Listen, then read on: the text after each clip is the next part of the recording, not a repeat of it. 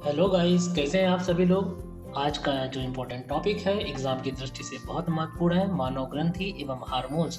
English में कहूँ तो ह्यूमन ग्लैंड एंड हार्मोन्स।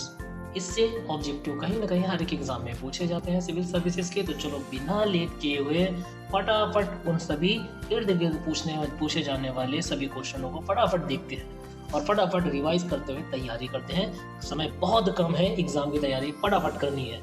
तो चलिए पहले क्वेश्चन की तरफ बढ़ते हैं। उससे पहले मैं आपको ये बताऊं कि शरीर में 10 से 12 प्रकार की जो ग्रंथियां होती हैं, जहां से हार्मोन्स जो हैं निकलते हैं, एक्सक्रीशन होते हैं, और वही हार्मोन्स के बारे में हमें पढ़ना है। तो चलिए बिना लेट किए हुए सबसे पहले क्वेश्चन की तरफ आते हैं।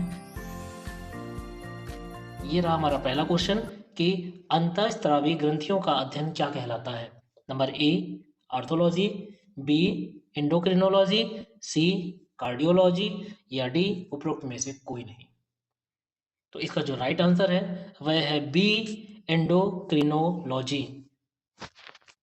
आगे की तरफ बढ़ें कि दूसरा क्वेश्चन में आते हैं कि क्वेश्चन ये है कि मानव शरीर में ग्रंथियां कितने प्रकार की होती हैं। ए एक प्रकार की, बी दो प्रकार की, सी तीन प्रकार की, या डी इनमें से कोई नहीं। तो इसका जो राइट आंसर है सी, तीन प्रकार की ग्रंथियां पाई जाती हैं मानव शरीर में। आगे उसका पूरा डिटेल होगा। उसके बाद में अगला क्वेश्चन की तरफ बढ़ते हैं कि मानव शरीर में सबसे छोटी अंतःस्रावी ग्रंथियां कौन सी होती है। ए पीयूष ग्रंथि, बी अधिवर ग्रंथि या एड्रिनल ग्लैंड जिसे कहा जाता है इंग्लिश में, सी पीनियल ग्रंथि, या डी अग्नाशय। तो मानव शरीर में जहां पे सबसे छोटी की बात आए तो इसका जो राइट आंसर होगा वो होगा पीयूष ग्रंथि, जो कहीं ना कहीं हमारे सर पे होती है, ऊपर के भाग में, जिसे कनपट्टी कहा जाता है अपनी लोकल लैंग्वेज में, वहां पर पाई जाती है। चलो हम इसे डायग्राम से भी देख लें कि ए पीयूष ग्रंथि जो है कहाँ पर स्थिति होती है और क्या क्या होता है उसके बीच में। देखिए इस डायग्राम में यहाँ पे दिखा हुआ है स्टडी 365, जो अपनी टीम है उन्होंने इस डायग्राम को काफी अच्छे तरीके से रीअरेंज किया है। ये देखिए, ये माथे पर रहा, ये पीयूष ग्रंथि है। पीयूष ग्रंथि को जब जूम करके देखा गया तो पीयूष ग्रंथि कुछ इस तरीके से है। पोस्टीरियर लोब और पिट्यूटरी जो डंटल है उसके पास में ये पीयूष ग्रंथि है, और यहीं से ये जो है हार्मोन्स जो है निकलते हैं। ठीक, अगले क्वेश्चन की तरफ बढ़े बिना लेट किए हुए। चौथा क्वेश्चन बनता है कि निम्नलिखित में से मिश्रित ग्रंथि का उदाहरण कौन है। ए पीयूष ग्रंथि, बी थायराइड ग्रंथि, सी जनन ग्रंथि या जनन अंग, या डी अग्नाशय। मिश्रित ग्रंथि की बात की जा रही है तो इसका जो राइट आंसर होगा वो होगा अग्नाशय। अग्नाशय क्यों है? अग्नाशय में एंजाइम्स भी होते हैं और कहीं ना कहीं ये हार्मोन्स को भी डिस्चार्ज करता है, और ये दोनों काम पाचन में भी सहायक का काम करता है, और कहीं ना कहीं ये हार्मोन्स नियंत्रण और समन्वय का भी काम करता है शरीर में। ठीक, उसके बाद में आ जाते हैं, जैसे ये हुआ, देखिए जैसा मैंने बताया था कि अग्नाशय जो है पाचन की क्रिया भी करती है। पेट में आने वाले जो एसिड पित्त पाचन एंजाइम भोजन में मिलने के लिए अग्नाशय वाहिनी से होकर ग्रहणी वाहिनियों तक पहुंचते हैं। तो कुल मिला के इसमें एंजाइम्स भी होते हैं अग्नाशय में। क्लियर? तो अग्नाशय में एंजाइम्स और हार्मोन्स दोनों होते हैं, और दोनों ही अलग अलग चीज है, ये भी ध्यान रखिएगा। हार्मोन्स और एंजाइम दोनों में डिफरेंट होता है।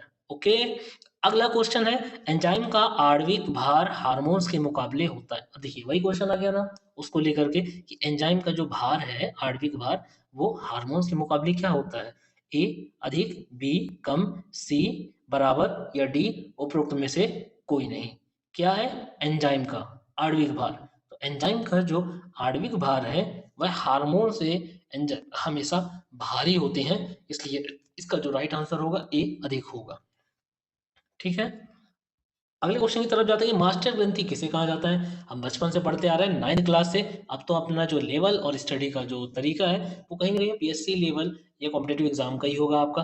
तो डेफिनेटली आप जानते हैं कि यहाँ पे ऑप्शन बताने की जरूरत ही नहीं पड़ेगी, आप फटाफट उसका आंसर दे लेंगे, सी पीयूष ग्रंथि है ना। पीयूष ग्लैंड को ही मास्टर ग्लैंड कहा जाता है। ये शरीर के ऊपरी भाग में खोपड़ी में होती है, कनपट्टे में होती है, और पूरे शरीर को नियंत्रित करने का काम करती है। ओके, अगला क्वेश्चन पीयूष ग्रंथि से फिर आ गया है कि पीयूष ग्रंथि कपाल की किस हड्डी में पाई जाती है। बहुत अच्छा क्वेश्चन है, एग्जाम में आ सकता है, क्योंकि एग्जाम में हमेशा इर्द गिर्द के क्वेश्चन घूम घूम के आते हैं। तो ये भी आ सकता है कि पीयूष ग्रंथि कपाल की किस हड्डी में पाई जाती है। ए पैराटाइल बोन, बी टेम्पोरल बोन, सी स्टिनाफाइड सॉरी स्फिनाइड बोन, या डी नेसल बोन। तो इसका जो राइट आंसर होगा वो होगा स्फिनाइट बोन। स्फिनाइट बोन इसका राइट आंसर होगा। ओके, अगले में आते हैं कि वृद्धि हार्मोन जिसे इंग्लिश में बोलते हैं ग्रोथ हार्मोन्स। ग्रोथ हार्मोन्स यदि अधिश्रवण से निम्न में से कौन सा रोग हो जाता है, इनका कहना क्वेश्चन का ये है कि अगर वृद्धि हार्मोन्स शरीर में अधिक मात्रा में डिस्चार्ज होता है जरूरत से ज्यादा, तो कौन सा रोग हो सकता है? ए एक्रोमेगली, बी मिडगेट, सी थायराइड या डी पैरालिसिस। अगर अधिक हार्मोन्स अगर निकल गया, वृद्धि हार्मोन शरीर के जिस अंग से ग्रोथ हार्मोन्स होता है, तो क्या होगा? इसका राइट आंसर, इसका जो राइट आंसर है ये है एक्रोमेगली। ये एक रोग है वृद्धि हार्मोन्स की वजह से। तो ये चीजें होती हैं। ये देखिए, ये एक्रोमेगली क्या है, यहाँ पे ये लिखा गया है कि एक्रोमेगली एक प्रकार का जो हार्मोनिक जो है विकार होता है, जो वयस्कों में पिट्यूटरी ग्लैंड के द्वारा जो ग्रोथ हार्मोन अगर अधिक निकल गया उससे होता है। इससे क्या होगा? इससे हड्डियों का आकार बढ़ जाता है और हाथ पैर सब अमूमन बड़े बड़े दिखाई देते हैं और वो जोरा से लंबा खली के जैसे दिखाई देने लगता है और थोड़ा सा एजेड भी दिखता है। कम उम्र में ज्यादा उम्र का जो शो होना होता है वो इस तरीके से होता है। ठीक है, आगे जाते हैं अगले क्वेश्चन की तरफ कि थायराइड प्रेरक हार्मोन्स जिसको टीएसएच किसका बना होता है, कहा जाता है जो टीएसएच वो किसका बना होता है? ए प्रोटीन का, बी कैल्शियम का, सी सल्फर का या डी ग्लाइकोप्रोटीन का। क्या है? टीएसएच थायराइड प्रेरक हार्मोन्स। तो ये ऑप्शन जो है इसका राइट आंसर होगा डी ग्लाइकोप्रोटीन का। ठीक है, टीएसएच ग्लाइकोप्रोटीन मतलब प्रोटीन का ही बना होता है, उसमें कहीं ना कहीं ग्लूकोज भी होता है, तो ग्लूकोज एंड प्रोटीन ग्लाइकोप्रोटीन का मिलके बना होता है। कई बार क्वेश्चन आ चुके हैं एग्जाम में से। आगे जाते हैं कि एड्रिनल ग्रंथि से हार्मोन्स के स्त्रावण को प्रेरित कौन करता है? टीएसएच, बी अगला जो है बी एसीटीएच, सी एलएच या डी एमएसएच। देखिए ये शॉर्ट फॉर्म है और उसी फॉर्म में मैं आपको बता रहा हूँ जैसा एग्जाम में अमूमन आते हैं क्वेश्चन। इसका जो है इसका जो लॉन्ग जो फुल फॉर्म होता है वो भी आप याद रखिएगा, हिंदी में क्या बोलते हैं वो भी याद रखिएगा और इंग्लिश में भी क्या कहते हैं, क्योंकि कई बार क्वेश्चन घुमा के पूछता है। इसीलिए जो क्वेश्चन आ चुका है, आने वाला है, संभावित है, जो स्टडी 365 की जो टीम है उन्होंने जो क्वेश्चन निकाला है और अपनी मेहनत की है उसी के अनुसार मैं आपको बता रहा, ताकि आप उस अपने गोल को अचीव कर सकें। और हम भी मतलब दुआ करते हैं, प्रार्थना करते हैं कि आप जल्द से जल्द कामयाब हो सकें और हमारी ये जो मेहनत है आप लोगों के काम आ सके। हमें बड़ी खुशी होगी कि आप लोग भी इसका फायदा उठा सके और कहीं ना कहीं एक अच्छी पोस्ट पर हो और अपने माँ बाप का नाम रोशन करें। फिलहाल क्वेश्चन की तरफ आते हैं। एड्रिनल ग्रंथि से हार्मोन्स के स्रावण को प्रेरित कौन करता है? टीएसएच या एसीटीएच या एलएच या एमएसएच। तो इसका जो राइट आंसर है 10वें नंबर का राइट आंसर है बी एसीटीएच। इसका फुल फॉर्म में आ जाते हैं। इसका जो फुल फॉर्म है एड्रेनो कॉर्टिकोटॉपिक हार्मोन्स। ठीक, इसका राइट ऑप्शन था। तो ये आप राइट जो इसका फुल फॉर्म है इनको लेकर के चलिएगा तभी आसानी से याद हो सकेगा। 11वें नंबर का जो क्वेश्चन आता है कि पुटिका प्रेरक हार्मोन्स जिसको फॉलिकल जो बोलते हैं स्टिमुलेटिंग हार्मोन्स किस हार्मोन्स को नियंत्रित करता है? Number A testosterone, B estrogen, C oxytocin या डी उपरोक्त में से कोई नहीं। तो इसका जो राइट आंसर होगा वो होगा जो एस्ट्रोजन होते हैं, एस्ट्रोजन कहीं ना कहीं इसे नियंत्रित होता है। तो इसका आंसर होगा बी एस्ट्रोजन। ठीक, अगला ये कि पुरुषों में लुटेनाइजिंग हार्मोन्स का क्या काम है? पुरुषों की बात कर रहे हैं, किया जा रही है मेल का, हो सकता है एग्जाम में फीमेल का पूछ ले, तो ऐसे भी इर्द गिर्द के क्वेश्चन भी आप जरूर पढ़ना। ए टेस्टोस्टेरिन सॉरी टेस्टोस्टेरॉन स्त्रावित करवाना इसका काम है, या बी एस्ट्रोजन स्त्रावित करवाना, या सी ऑक्सीटोसिन को स्त्रावित करवाना, या डी उपरोक्त में से कोई नहीं। तो इसका जो राइट आंसर है पुरुषों में अमूमन ये टेस्टोस्टेरॉन जो होता है उसको स्रावित करवाता है। ठीक है, अब इसका जो है अगले क्वेश्चन की तरफ जाते हैं। ये देखो, ल्यूटिनाइन जो हार्मोन को दिमाग की पिट्यूटरी ग्रंथि जो है वो बनाती है। ये ग्रंथि मस्तिष्क के नीचे होती है। इस ग्रंथि में गोनेडोट्रोपिक कोशिकाएं होती हैं जो ल्यूटिनाइजिंग हार्मोन्स को बनाती हैं। ये इसका डिस्क्रिप्शन हो गया कि भाई ये मस्तिष्क में कहाँ पे पाई जाती है, किससे नियंत्रित होती है। इसीलिए पिट्यूटरी ग्लैंड, जबकि ये पुरुषों के जो गुप्तांग होते हैं तो उस एरिए पर ये जो वृषण होते हैं ना, वहां पर ये कुल मिला के ये हार्मोन्स जो टेस्ट्रोजन जो हार्मोन्स की बात कर रहे हैं ये सारी चीज़ें वहाँ से होती है और कहाँ से नियंत्रित हो रही है? ब्रेन के पास में जो ग्रंथि है पिट्यूटरी ग्लैंड। इस कारण पिट्यूटरी ग्लैंड को मास्टर ग्लैंड कहते हैं कि वो पूरे शरीर की जितनी भी ग्रंथियाँ हैं या पूरे शरीर के हार्मोन्स को नियंत्रित करता है। ठीक है? अगले क्वेश्चन की तरफ बढ़ते हैं कि जो लुटिनाइजिंग हार्मोन्स है, महिलाओं में किस नाम से जाना जाता है? देखिए बड़ा अच्छा क्वेश्चन है, घुमा करके आ गया। ए ऑक्सीटोसिन, बी ल्यूटियोट्रोपिन, सी थायरॉक्सिन या डी उपरोक्त में से कोई नहीं। तो इसका जो राइट आंसर है ल्यूटियोट्रोपिन। इस नाम से जो लुटिनाइजिंग है, जो पुरुषों में जाना जाता है, अगर उसको महिलाओं में बोला जाए तो ल्यूटियोट्रोपिन। कुल मिला के इसका मेल नाम और फीमेल नेम ये होता है। ओके?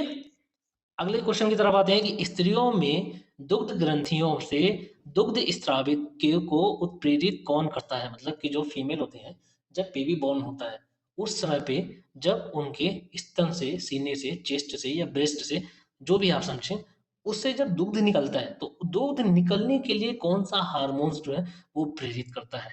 ए मेमोट्रोपिक, बी पिट्रेसिन, सी एस्ट्रोजन या डी इनमें से कोई नहीं। तो इसका जो राइट आंसर है, जैसे कि माँ बनती है तो इसलिए उसको बोला जाता है मेमोट्रोपिक। उसी के नाम से ही ये जो शब्द बना है मेमोट्रोपिक। ओके, तो इसका ए होगा आंसर। अगर कभी ऐसा आए तो इसे ट्रिक वाइज भी जरूर रखना। मैंने अपनी पिछले भी वीडियोस में भी जो ऑब्जेक्टिव मैंने बताया है कंकाल तंत्र के लिए, हार्ट के लिए, सर्कुलेशन सिस्टम के लिए, उनमें भी कई बार बताया कि आप ट्रिकी वाइज भी जरूर पढ़ें, वो कहीं ना कहीं आपके काम आएगी मेन एग्जाम के समय पे। ठीक। उसके बाद में अगला क्वेश्चन फिर से आ गया। देखिए मैंने ऊपर ही बताया था कि उसको पूरा डिस्क्रिप्टिव पढ़िएगा हर एक हार्मोन्स के नाम को। यहाँ भी हार्मोन्स के नाम शॉर्टकट में है। चलिए क्वेश्चन की तरफ आते हैं कि मनुष्य के शरीर में तिल हुआ चकत्ते बनाने में कौन प्रेरित करता है? मतलब मैं इस क्वेश्चन को समझा दूं कि ह्यूमन बॉडी में जो सफेद कलर के चित्ते चित्ते दाग होते हैं या फिर जो मसे होते हैं ना, कहते हैं तिल है, ये है, वो है, तो इसको बनाने में कौन प्रेरित करता है? कौन सा हार्मोन्स इसे प्रेरित करता है? ए पी आर एल या बी एम एस एच या सी ए डी एच या डी टी एस एच। तो इसका जो राइट आंसर है वो है मेलानोसाइट स्टिमुलेटिंग हार्मोन्स, या हम इसको शॉर्ट फॉर्म में बोल सकते हैं एम एस एच। तो इसका जो राइट आंसर होगा बी।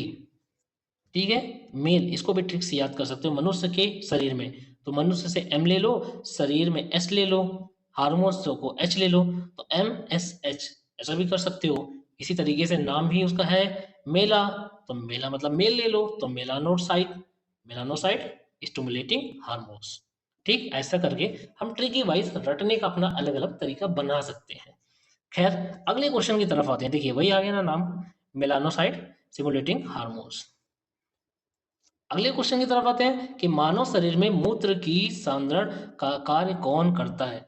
मतलब क्वेश्चन कह रहा है कि जो ह्यूमन बॉडी है उसमें से जो यूरिन निकलता है, डिस्चार्ज होता है, उसके जो गाढ़ापन या पतलापन है उसको नियंत्रण का काम वो कौन करता है? ए, फिर से वही ऑप्शन है, P R L, M S H, A D H या टी एस एच। तो इसका जो राइट आंसर होगा वो होगा A D H C number का। ठीक है, इसे, इसका जो फुल फॉर्म है वो पहले मैं आपको बता दूं फिर आप देख लीजिएगा। इसका फुल फॉर्म होता है एंटी डायूरेटिक हार्मोन्स।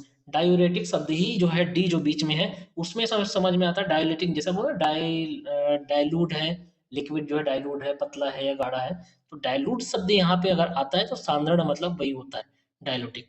ठीक है, तो इसका ऑप्शन होगा सी, एंटी डायूरेटिक हार्मोन्स। ओके, अगले क्वेश्चन की तरफ जाते हैं कि कृत्रिम एडीएच किसे कहा जाता है?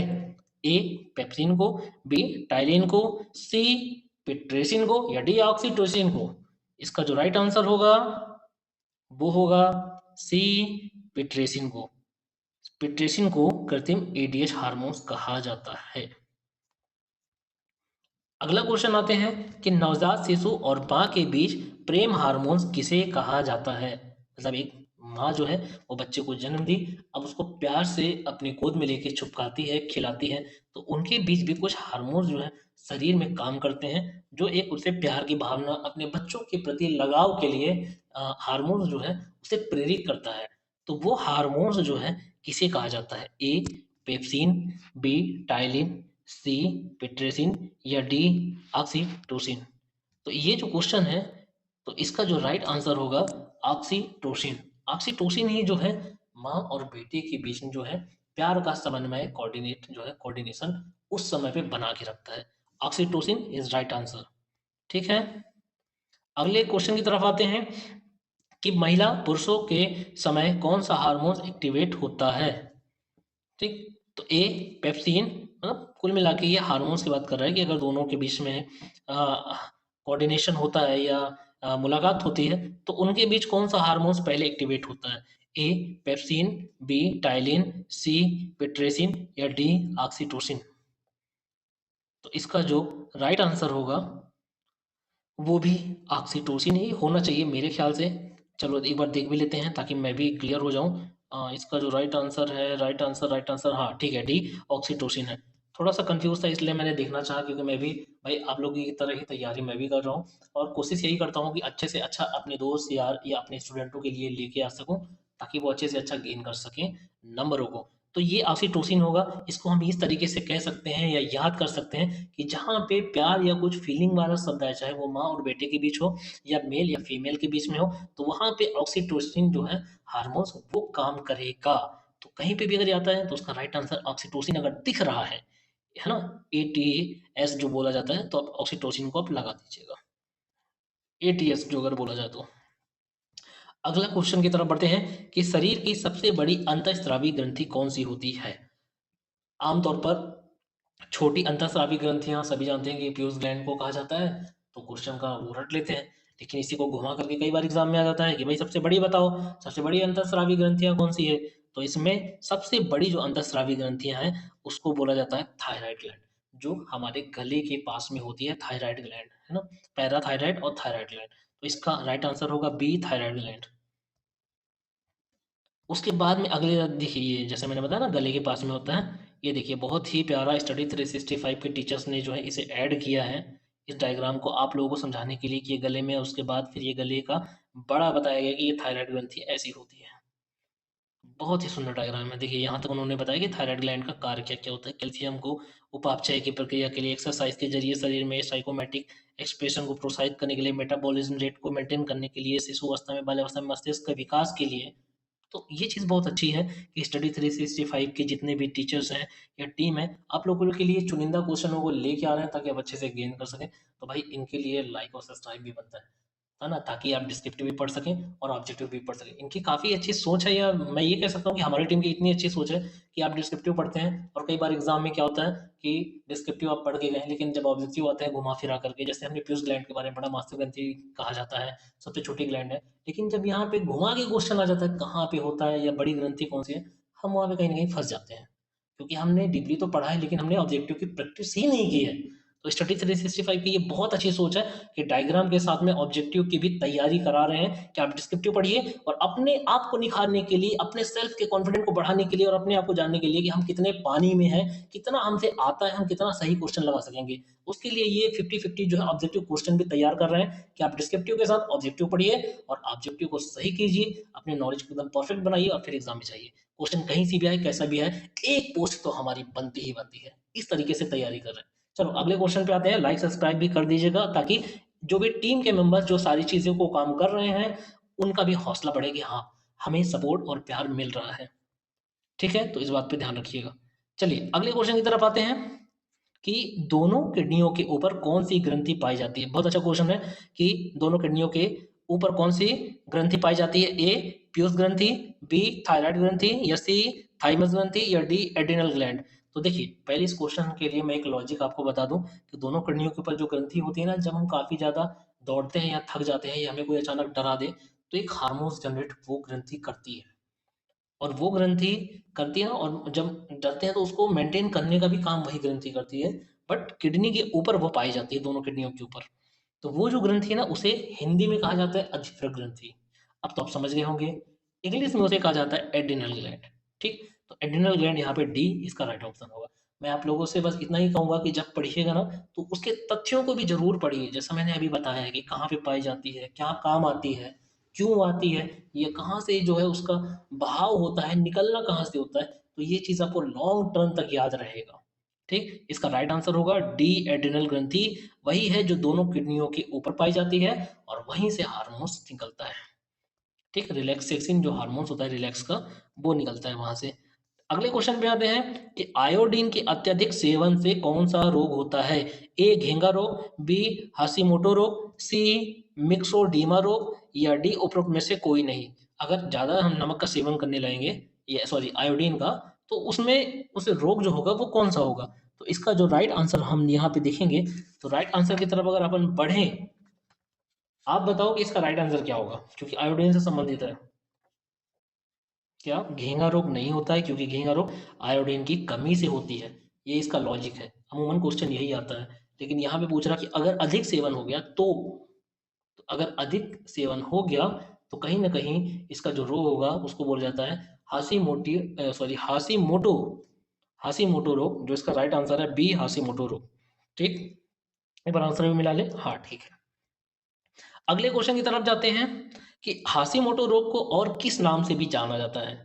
ए पीयूष ग्रंथि की आत्महत्या, या बी थायराइड ग्रंथि की आत्महत्या, या सी थाइमस ग्रंथि की आत्महत्या, या डी एड्रिनल ग्रंथि की आत्महत्या। तो देखिए यहाँ जो इसका जो राइट आंसर होगा वो कहीं ना कहीं जो गला होता है ना, घेंगा रोग से संबंधित अपन कहते हैं घेंगा कहाँ होता है? गले में पाया जाता है। गले में कौन सी ग्रंथि होती है?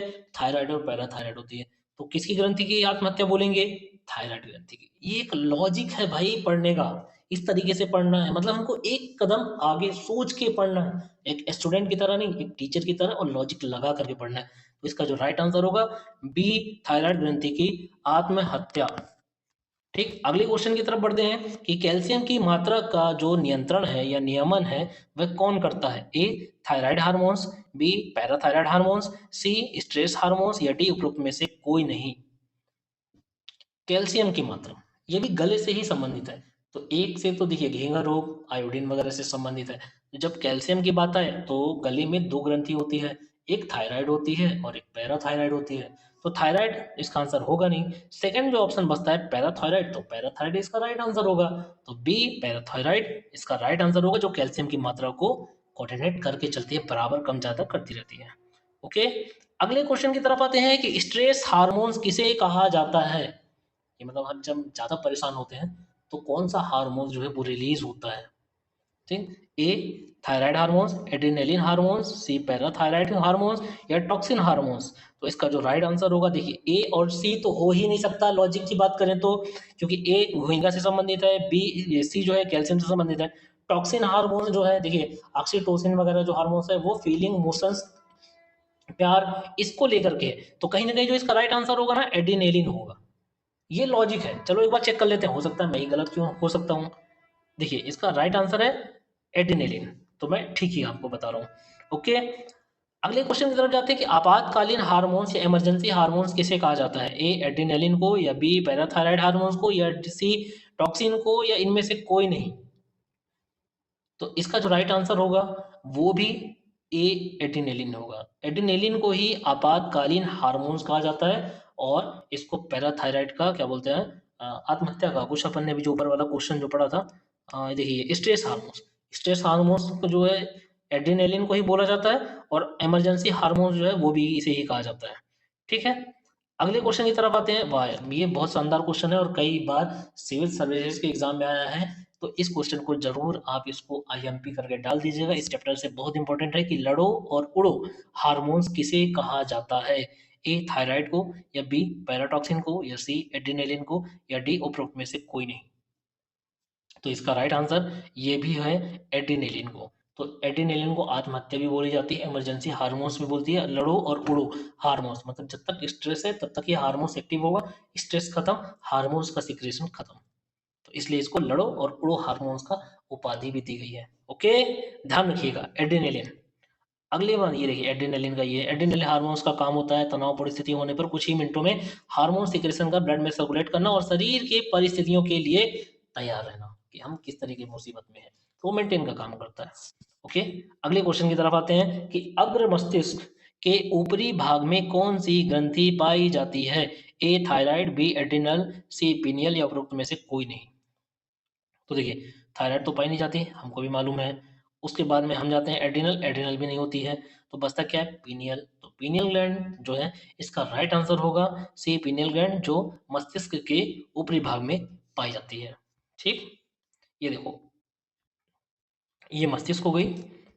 ये देखो, इसको जूम किया गया, इसका जो ऊपरी भाग है वहाँ पे पाई गई, इसको जूम और किया गया तो ये कुछ ऐसे दिखा। ओके, ये इसका जो है डिटेल है। आगे, हाँ, इसे एक और संधि नाम से जाना जाता है, इसे तीसरी आंख भी कहा जाता है। ये ध्यान रखिएगा, इसे, कौन सी ग्लैंड को, पीनियल ग्लैंड को तीसरी आंख भी कहा जाता है। ये कई बार क्वेश्चन पूछ सकता है, बहुत ही अच्छा क्वेश्चन है। अगला क्वेश्चन आते हैं कि पीनियल ग्लैंड या पीनियल ग्रंथि कितने हार्मोन्स का स्त्रावण करती है। बहुत अच्छा क्वेश्चन है भाई, कि वो कितने हार्मोन्स को स्रावित करती है। ए 3, बी 4, सी 5 या डी 8। तो इसका जो राइट आंसर है, पीनियल जो है 3 जो है हार्मोन्स है एक ही ग्रंथि से निकलते हैं, इसलिए इसे ट्राई जो है हार्मोनल ग्लैंड भी कहा जाता है। तो इसके पीनियल ग्लैंड जो है इसका राइट आंसर 3 होगा। अगला क्वेश्चन आते हैं कि रेटिना एवं पीनियल ग्लैंड में कौन सा हार्मोन से स्रावित होता है। अपनी रेटिना आंखों की बात की जा रही है। ऑक्सीटोसिन, मेलाटोनिन, कैल्सिटोनिन या ए एवं बी दोनों, मतलब ऑक्सीटोसिन और मेलाटोनिन दोनों, ऐसा रेटिना और पीनियल ग्लैंड की बात की जा रही है। आप लोग बताइए क्या इसका राइट आंसर हो सकता है। Any idea? देखिए, इसका जो राइट आंसर है ना, मेलाटोनिन है। रेटिना से संबंधित अगर बात की जाए तो रेटिना में मेलाटोनिन है। तो अगर दोनों ग्रंथियों में अगर बात की जाए कि कौन सा ऐसा सेम हार्मोन है जो दोनों से निकलता है, मुझे पीनियल ग्लैंड का मान लो कि नहीं मालूम है पीनियल ग्लैंड से क्या निकलता है, लेकिन ये मालूम है ना कि रेटिना से क्या निकलता है। तो कहीं ना कहीं हम इसमें से अंदाजा लगा सकते हैं कि मेलाटोनिन इसका राइट आंसर होना चाहिए। तो मेलाटोनिन की बात की जाए, बी, बी मेलाटोनिन। ओके, ऐसे लॉजिक करके भी हमें करना पड़ेगा। आते हैं अगले क्वेश्चन की तरफ कि नर हार्मोन्स किसे कहा जाता है, मेल हार्मोन्स किसे कहते हैं। ए प्रोजेस्टेरॉन, बी एंड्रोजन्स, सी एड्रिनल हार्मोन्स या डी उपरोक्त में से कोई नहीं। इसका जो राइट आंसर है वह है बी एंड्रोजन्स, इसको नर हार्मोन्स कहा जाता है। ओके, अगले क्वेश्चन की तरफ आते हैं कि मानव शरीर की दूसरी सबसे बड़ी ग्रंथि कौन सी है। देखो, बहुत अच्छा क्वेश्चन है ना, लॉजिक वाला। ऐसे क्वेश्चन आते हैं। हम अभी सबसे छोटे की बात कर रहे थे कि मानव शरीर में सबसे छोटी ग्रंथि कौन सी होती है, फिर हमने बात की मानव शरीर में सबसे बड़ी ग्रंथि कौन सी होती है, वो अग्नाशय होती है। छोटी वाली जो होती है पियूष ग्लैंड होती है। लेकिन यहाँ पे क्वेश्चन क्या पूछ लीजिए घटते क्रम में कि मानव शरीर की दूसरी सबसे बड़ी ग्रंथि कौन सी है। अग्नाशय तो है, लेकिन अब दूसरे नंबर में कौन आएगी, ये भी एक बड़ा अच्छा क्वेश्चन है। तो इसका तो राइट आंसर जो है वो हमें मालूम है, लेकिन चलो फिर भी देख लेते हैं कि इसमें राइट आंसर में क्या आएगा। कि मानव शरीर की दूसरी, सॉरी, सबसे बड़ी ग्रंथि जो है वो थायराइड की है। उसके बाद में अगर आप बात की जाए तो जो अग्नाशय होती है, इसमें देख लेते हैं, ए एड्रिनल ग्लैंड या बी अग्नाशय ग्रंथि, सी पित्ताशय ग्रंथि या डी अमाशय। तो इसका जो राइट आंसर होगा ना वो होगा बी अग्नाशय। अग्नाशय को ही जो है ये दूसरी सबसे बड़ी ग्रंथि आती है। अगले क्वेश्चन की तरफ आते हैं कि हृदय एवं धमनी, सॉरी महाधमनी, एओर्टा जिसको बोलते हैं, कि हृदय एवं महाधमनी के ऊपर कौन सी ग्रंथि पाई जाती है। ए एड्रिनल ग्लैंड या बी प्यूस ग्लैंड या सी थाइमस ग्लैंड या थायराइड ग्लैंड। देखो, थायराइड कहाँ होती है, गले में। एड्रिनल कहाँ होती है, किडनी के पास, किडनी के ऊपर होते हैं दोनों, है ना, एड्रिनल।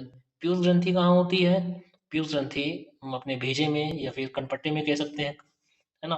तो अब क्या बचा, थाइमस बचा। तो जो थाइमस होगा कहीं ना कहीं इसका राइट आंसर होगा। तो थाइमस में आते हैं इसके, थाइमस कहाँ है, हाँ सी थाइमस है। अब ये चीज़ मैं कैसे बता सका, क्योंकि हम तीनों ग्रंथियों के बारे में जानते हैं कि उसकी पोजीशन कहाँ है। तो हमको समझ में आ गया कि हार्ट पे ये कहीं ना कहीं ये होगा, जबकि पढ़ा नहीं है कि थाइमस ग्लैंड हार्ट के आसपास होती है। क्योंकि अमूमन स्टूडेंट हार्ट का टॉपिक पढ़ते हैं, मैं भी हार्ट का टॉपिक पढ़ा, लेकिन ये ग्लैंड के बारे में हम कहाँ पढ़ते हैं, उस समय ब्लड वेसल्स ये सारी चीज़ें पढ़ते हैं, इनको ध्यान नहीं देते। लेकिन जब हम तीन चीज़ों को, हमारा जब कॉन्सेप्ट क्लियर है कि थाइमस कहाँ पे है, सॉरी थाइमस बोल रहा हूँ, मेरा कहना है कि एड्रिनल कहाँ पे है, प्यूस ग्लैंड कहाँ पे है, थायराइड कहाँ पे है, तो ऑटोमेटिकली आप बता दोगे ना कि भाई ये थाइमस जो ग्लैंड यही हो सकता है इसका राइट आंसर। इस तरीके से भी पढ़ना है हर तरीके से, ताकि उन एग्जामों में से चाहे वो कितनी भी पोस्ट हो, उसमें से एक पोस्ट निश्चित तौर पर तुम्हारी हो। तैयारी इस तरीके से और हर तरीके से करनी है। तो स्टडी 365 आप लोगों के साथ है और हर तरीके से तैयारी करने की कोशिश करेंगे। ओके, चलो अगले में आते हैं। ये थाइमस की बात करें, थाइमस का बहुत बड़ा जो है वो डायग्राम भी है, बच्चों में और बूढ़ों में देख, आई मीन बड़ों में देख लेते हैं। ये दोनों फेफड़े और हार्ट के ऊपर है थाइमस ग्लैंड, पीले कलर का। ओके, अगले आते हैं कि पिट्यूटरी, वृषण, अंडाशय, हाइपोथैलेमस पिनियल ग्रंथियां हैं। ये जो भी ग्रंथियां हैं ये क्या हैं? ए अंतःस्रावी, या बी बाह्यस्रावी, या सी ए और बी दोनों, या डी ना तो ए ना तो बी। इसका राइट आंसर, इसका जो राइट आंसर है, चलो कोई भी एक एग्जांपल उठा लेते हैं कि वृषण ले लें और अंडाशय ले लें। तो वृषण और अंडाशय यहाँ से अंदर की तरफ सिक्रेशन होता है, अंदर से, तो इसको बोल सकते हैं हम अंतःस्रावी ग्रंथियां, जो अंदर की तरफ हो। हाइपोथैलेमस में भी यही होते हैं। पिट्यूटरी ग्लैंड मतलब जो पीयूष ग्रंथि होती है, तो अंदर से ही स्रावित होती है, बाहर नहीं होते हैं। ठीक, जैसे पसीना एक बाहर स्रावित का एक एग्जाम्पल या उदाहरण ले सकते हैं कि पसीना जो है अंदर से बाहर हमारे शरीर के बाहर निकल रहा है, तो वो कहीं ना कहीं हमारा बाह्यस्रावी आ जाएगा। लेकिन पसीना जो है वो हार्मोन्स नहीं है, इसलिए हम उसे नहीं कह सकते। यहाँ पर अंतःस्रावी में अंडाशय और वृषण दोनों जगह से होता है, तो हम ये कह सकते हैं कि ये चारों चीजें कहीं ना कहीं ए अंतःस्रावी पर आएंगी। इसका राइट आंसर ए हो गया। ठीक है, ए अंतःस्रावी। अगले में आते हैं कि उस ग्रंथि का नाम बताइए जो द्रव संतुलन या फ्लूइड जो है बैलेंसिंग को विनियमित करने के लिए गुर्दे पर कार्य करता है। मतलब जो गुर्दा है, जो छाने का काम करता है वृक्क, वहां पर कौन काम करता है द्रव संतुलन के लिए? उस ग्रंथि का नाम अग्नाशय, अधिवृक्क, पिट्यूटरी या हाइपोथैलेमस। तो इसका जो राइट आंसर होगा वो होगा डी हाइपोथैलेमस। अगला क्वेश्चन की तरफ आते हैं।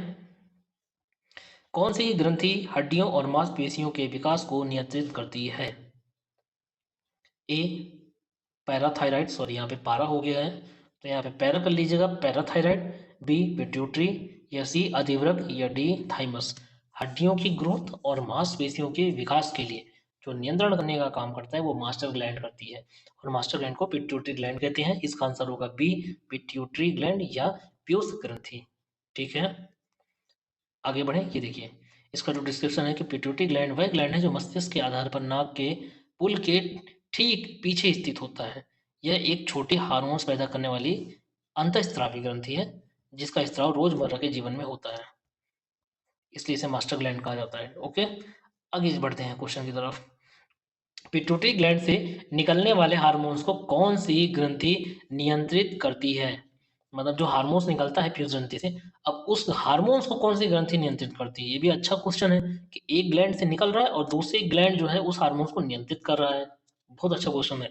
ए हाइपोथैलेमस, बी थायराइड, सी अग्नाशय, या डी वृषण। तो इसे कौन नियंत्रित करेगा पिट्यूटरी ग्लैंड से निकलने वाले हार्मोन्स को? तो इसका जो राइट आंसर है वो है हाइपोथैलेमस। हाइपोथैलेमस जो है पिट्यूटरी ग्लैंड से निकलने वाले हार्मोन्स को नियंत्रित करने का काम करता है।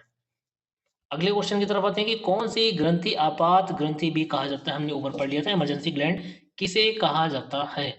अग्नाशय, अधिवृक्क, थायराइड या पिट्यूटरी?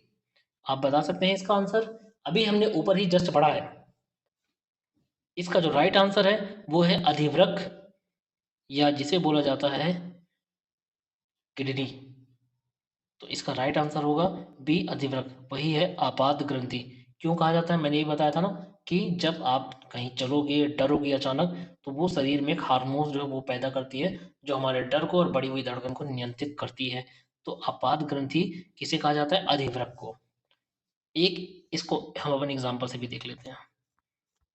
चलिए डायग्राम से देखें। ये रहा देखो किडनी। किडनी के जो ऊपर हुआ ये कॉर्टेक्स कैप्सूल हुआ, ये किडनी के ऊपर जो पीला पीला दिख रहा है ना, इसे ही बोला जाता है एड्रिनल ग्लैंड। और ये दोनों तरफ होता है, लेफ्ट और राइट, ये जोड़े में पाया जाता है। बहुत ही खूबसूरत डायग्राम है किडनी का। और किडनी के ऊपर ये पीले कलर का जो पाया जाता है वही एड्रिनल ग्लैंड है। ठीक, उसके ऊपर मेडुला होता है, कैप्सूल होता है। चलो अगले क्वेश्चन की तरफ बढ़ते हैं फिर से पूरी एनर्जी के साथ कि शरीर के दिए गए अंगों में से कौन सा अंग पित्त का भंडारण करता है? मतलब पित्त कहाँ पे ज्यादातर पाई जाती है? हमको मालूम है पित्ताशय ही होगा, तो इसका राइट आंसर पित्ताशय होगा, सी पित्ताशय। चलो इसको भी देख लेते हैं, सिंपल सा क्वेश्चन है। पित्ताशय क्या एक नाशपाती के आकार का एक अंग होता है जो यकृत के दाहिने भाग के नीचे स्थित पाया जाता है। पित्ताशय का मुख्य उद्देश्य यकृत द्वारा जो है पाचक जो रस है, इसे पित्त कहा जाता है, उसको इकट्ठा करना और भोजन के पश्चात पित्ताशय में स्रावित पित्त पाचन में सहायक करना। देखिए चलो एग्जांपल हो गया। अब ये देखो, ये रहा पित्ताशय, जो पीला कलर का जो है यहाँ पे पित्त भरा हुआ है। ठीक है, अगले क्वेश्चन की तरफ आते हैं कि दी गई ग्रंथियों में से कौन सी ग्रंथि नलिका रहित तो होती है, जिसमें कोई भी नली नहीं होती है? ए किडनी, बी लीवर, या सी पेट, या डी अंतःस्रावी ग्रंथियां? देखो क्वेश्चन बहुत ही आसान है लेकिन घुमा करके पूछा है। इसका राइट आंसर बताओ। क्या बोल रहे हैं? कौन सी ग्रंथि नलिका रहित ग्रंथि होती है? तो इसका राइट आंसर ये है भाई, अंतःस्रावी ग्रंथियां जो अंदर से निकलेंगी उनमें ट्यूब कहाँ होंगी? ट्यूब उनमें जरूरत होती है जो बाहर से एक्सक्रेशन होता है। प्यूस ग्लैंड को देख लो, उसमें कहीं नहीं मिलेगी आपको। वृषण को देख लो, अंडाशय को देख लो, वहां पे कोई ट्यूब ऐसी ऐसी संरचना मिलेगी ही नहीं जहां पे आपको नलिका जो है ट्यूब होगी। तो ये सारी ग्रंथियां जो होती हैं अंतःस्रावी ग्रंथियां, हमने ऊपर जाना है जहां पर ट्यूब नहीं पाई जाती है। अब डिस्क्रिप्टिव पढ़ेंगे और जब ऑब्जेक्टिव पढ़ेंगे तो ऑटोमेटिक सारी चीजें क्लियर होंगी। ऑब्जेक्टिव के साथ साथ डिस्क्रिप्टिव की भी लिंक आपको नीचे मिल जाएगी और डिस्क्रिप्टिव में आपको ऑब्जेक्टिव की भी लिंक मिल जाएगी। तो आप दोनों तरीके से स्टडी करिए, आप डिस्क्रिप्टिव में भी देखिए और ऑब्जेक्टिव में भी देखिए ताकि आपके कॉन्सेप्ट एकदम क्लियर हो। ठीक है, अगले क्वेश्चन की तरफ आते हैं कि निम्नलिखित में से कौन सी मानव शरीर की दूसरी बड़ी ग्रंथि, हम पहले ही पढ़ चुके हैं कि दूसरी बड़ी जो ग्रंथि है वो कहीं ना कहीं अग्नाशय है, सी अग्नाशय। ये रिपीटेड क्वेश्चन हो गया। अगले क्वेश्चन की तरफ आते हैं, निम्न में से कौन सी मानव शरीर में सबसे बड़ी ग्रंथि है? देखो आ गया ना क्वेश्चन। तो मानव शरीर में जो सबसे बड़ी ग्रंथि जो है वो होती है लीवर। लीवर है कहीं पर? हाँ सॉरी, इंग्लिश इंग्लिश और हिंदी देखिए वही है ना कि हम हिंदी पढ़ते हैं या इंग्लिश, हमको नाम लेना बड़ा आसान होता है।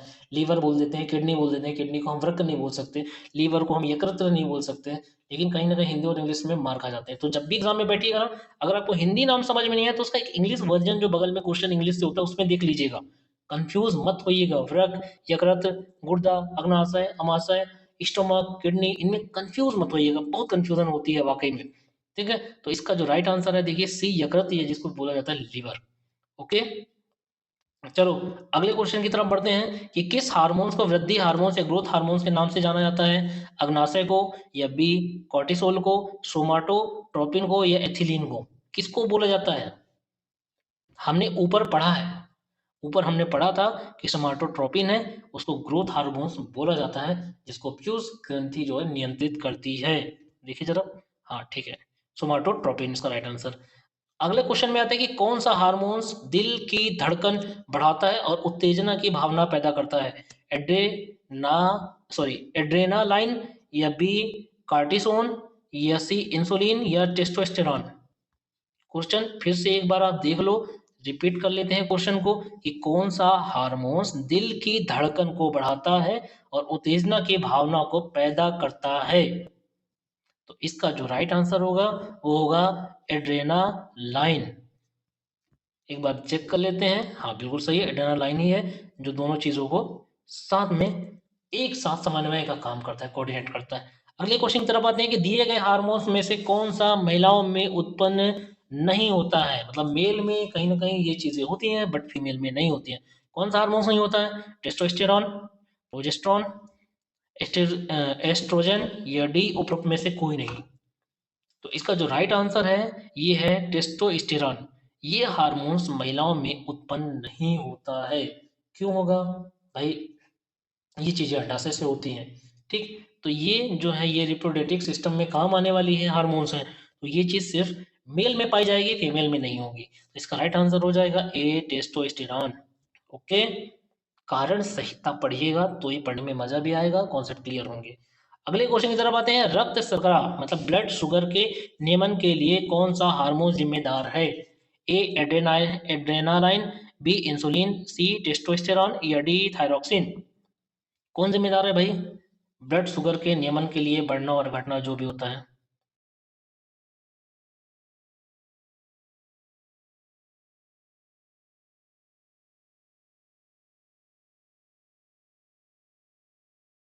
तो ये जो क्वेश्चन था वो इंसुलिन है, इसका बी राइट आंसर है। तो इसके खोजकर्ता का भी नाम याद रखिएगा, इंसुलिन के खोजकर्ता कौन है? ठीक है, बी इंसुलिन। अब आते हैं कि मानव शरीर की सबसे बड़ी मिश्रित ग्रंथि कौन सी है? ये भी रिपीटेड क्वेश्चन है, हमने अग्नाशय को देख लिया था, फिर भी देख लेते हैं ऑप्शन में है या नहीं। ए थाइमस, बी यकृत, सी अग्नाशय, या डी प्लीहा? देखो अग्नाशय आ गया, राइट आंसर अग्नाशय हो गया। अब ये कंफ्यूजन पॉइंट एक जोड़ा गया है, आप कंफ्यूज जो बार बार हो रहे हैं उसके लिए स्टडी 365 के जो टीचर्स हैं उन्होंने बहुत ही प्यारा आप लोगों के लिए लिया है। ये जो अदा है ना इनकी, ये सबसे हटके है जो हर एक स्टूडेंट को स्टूडेंट लेवल पे समझ करके उस लेवल तक जा करके समझाने की कोशिश करते हैं। माना कि आप जो है पढ़े होंगे, लेकिन कई ऐसे स्टूडेंट होंगे जिनके पास पढ़ने का भी समय नहीं होता। कुछ लोगों के जो हालात हैं आपकी तरह 8 घंटे 10 घंटे पढ़ने नहीं देंगे। तो कोशिश यही रहती है कि वो हमारे इन वीडियोज़ को 1 बार देखें, 2 बार देखें, सारा कॉन्सेप्ट क्लियर हो, ताकि उन्हें भटकने की ज़रूरत ना पड़े। यूट्यूब में भी कई ऐसे मटेरियल होते हैं ना जो भटकाव देते हैं अपने नाम को बढ़ाने के लिए, लेकिन हमारा ये उद्देश्य नहीं है। हम दिल से चाहते हैं कि आप एक ना एक पोस्ट के लिए निकलें, एक ना एक जो पोस्ट है ना वो आपकी हो। बस लगन के साथ में मेहनत करिए और वीडियोज़ को देखिए, कदम से कदम मिला के चलिए। एक दावा, एक वादा है कि आप साल भर में कुछ अच्छी पोजीशन में होंगे। खैर चलिए, इस भावनाओं से आगे बढ़ते हैं, कन्फ्यूज़न पॉइंट पे आते हैं कि यकृत मानव शरीर की सबसे बड़ी ग्रंथि है और सबसे भारी आंतरिक अंग भी है। लीवर क्या है? मानव शरीर की सबसे बड़ी ग्रंथि हो गई और सबसे भारी आंतरिक अंग भी है, जबकि अग्नाशय जो है मानव शरीर की सबसे बड़ी मिश्रित ग्रंथि है। मिश्रित की बात की जाएगी तो आप अग्नाशय में लगाइएगा। सबसे बड़ी ग्रंथि की बात की जाएगी तो लीवर या यकृत होगी, सबसे भारी भी यकृत होगी, ठीक है, आंतरिक के रूप में। उसके बाद थायराइड ग्रंथि मानव शरीर में सबसे बड़ी अंतःस्रावी ग्रंथि है। पीनियल ग्रंथि मानव शरीर की सबसे छोटी ग्रंथि है, पीनियल यानी पीयूष ग्रंथि में, ठीक है। तो ये कंफ्यूज आप मत होइएगा, ये चारों पॉइंट चाहिए स्क्रीनशॉट करके रख लीजिएगा। चलो अगले क्वेश्चन की तरफ बढ़ते हैं। इंसुलिन का आविष्कार किसने किया था? देखो ऊपर भी मैंने बताया था, हो सकता है शायद पूछ ले। तो इंसुलिन का जो आविष्कार है इसमें आते हैं A F Banting, B Edward Jenner, C Ronald Ross या डी एस ए पैक्समैन। किसकी बात की जा रही है? इंसुलिन की। तो इंसुलिन की जब बात की जाए तो एक बेटिंग नाम के जो वैज्ञानिक थे उन्होंने इसका किया था। तो ए एफ बेटिंग इसका राइट आंसर होगा, ठीक है। अगले क्वेश्चन की तरफ आते हैं कि इंसुलिन में निम्नलिखित में से कौन सी धातु होती है? इंसुलिन की बात की जाए, ए तांबा, बी लोहा, सी जस्ता या डी मैग्नीशियम। भाई ब्लड में हमने सुना है कि भाई लोहा होता है, आयरन की मात्रा होती है। तांबे के बारे में बिल्कुल नहीं सुना है। मैग्नीशियम के बारे में वो भी नहीं सुना है कि इंसुलिन में होता है। तो इंसुलिन में कहीं ना कहीं जस्ता इसका राइट आंसर होगा। तो आ जाते हैं सी जस्ता इसका राइट आंसर, हाँ ठीक है। अगले क्वेश्चन की तरफ जाते हैं कि निम्नलिखित में से कौन सी या किस कोशिका में इंसुलिन स्रावित होता है? अच्छा क्वेश्चन बनाना, 3 क्वेश्चन लगातार आ गए इंसुलिन के। इंसुलिन क्या है, उसने खोज किसने की, इंसुलिन के बारे में कि उसमें क्या पाया जाता है, जस्ता पाया जाता है। इसके बाद इसमें बोला जाता है कि कौन सी कोशिकाओं से ये निकलती है, अल्फा कोशिका है, डेल्टा कोशिका है, या तंत्रिका कोशिका है, या बीटा कोशिका है। तो ये जो इंसुलिन है ना हमारे शरीर में जो बीटा सेल पाई जाती है उनमें से स्रावित होता है, उनमें से निकलता है। तो डी बीटा कोशिका या बीटा सेल इसका राइट आंसर होगा। बी उत्तर में डी बीटा सेल इसका राइट आंसर हो गया। यही के साथ हमारे जो है हंसते खेलते मुस्कुराते और बात करते हुए कॉन्सेप्ट हमारे 50 क्वेश्चन कहीं ना कहीं कंप्लीट हो जाते हैं। ओके, इस तरीके से जो स्टडी 365 है आप लोगों के लिए एक तरह तरह के क्वेश्चनों को लेके आते हैं, और कहीं ना कहीं वे क्वेश्चन आ रहे हैं जो आपके लिए काफ़ी इंपॉर्टेंट होते हैं। तो ठीक है, इसी तरीके से हमारी और हमारी टीम का हौसला अफजाई कीजिए। चैनल को लाइक और सब्सक्राइब करना बिल्कुल ना भूलें। हो सकता है कि हमारी मेहनत आपके ज़रिए किसी एक अच्छे बंदे तक पहुंच सके और उसका सपना पूरा हो सके। और हम ईश्वर से ये प्रे करते हैं कि आप सफल हों, सक्सेस हों, जो मन में सोच करके निकले हैं आप कामयाब हो। कामयाबी बहुत कम लोग को मिलती है बॉस। 1 लाख 2 लाख जो है बंदे हैं फॉर्म डालते हैं और 200-400 वैकेंसियाँ निकलती हैं। तो पढ़ने का तरीका हमें कहीं ना कहीं बदलना होगा। डिस्क्रिप्टिव पढ़ें, उसके बाद उसके ऑब्जेक्टिव तुरंत क्लियर करें, 1 दिन 2 दिन 3 दिन जैसा भी लगे, ताकि आपका कॉन्सेप्ट क्लियर है। स्टडी 365 की भी यही कोशिश है कि ऑब्जेक्टिव और डिस्क्रिप्टिव दोनों तरीके से हम आपको दे सकें और साथ में कदम से कदम मिला के चल सकें। बस अपने आप से एक वादा कर लो, अपने आप में एक वादा करो, ठानो कि स्टडी 365 के साथ जुड़ करके तरीके से मेहनत करना है और नाम बनाना है।